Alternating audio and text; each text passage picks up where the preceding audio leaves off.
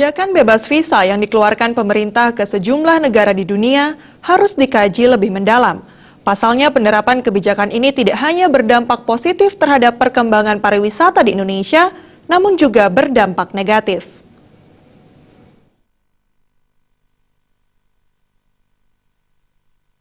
Hal tersebut diungkapkan oleh pengamat pariwisata Igustin Ngurah Anom Adiputra. Menurutnya, di sisi lain pemerintah juga harus melihat dampak positif dan negatif dari penerapan kebijakan bebas visa ke sejumlah negara di dunia. Apabila dampak negatifnya lebih banyak, tentu harus dikaji lebih mendalam.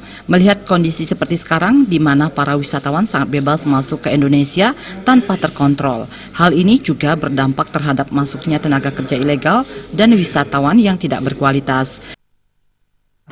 Memang ada kebijakan bagaimana membuka keran agar wisatawan bisa maksimal, misalnya dengan bebas visa. Tapi tentunya tidak semata-mata dengan banyaknya wisatawan itu akan menaikkan pendapatan negara.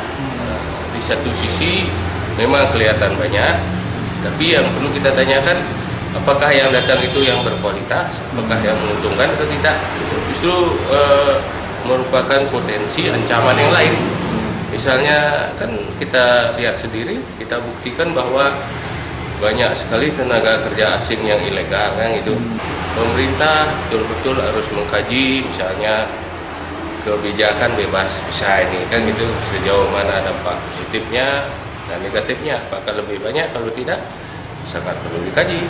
Ditambahkannya, hal tersebut sangat merugikan Indonesia dan Pulau Bali khususnya sebagai pariwisata yang telah dikenal dunia. Andika, Bali TV.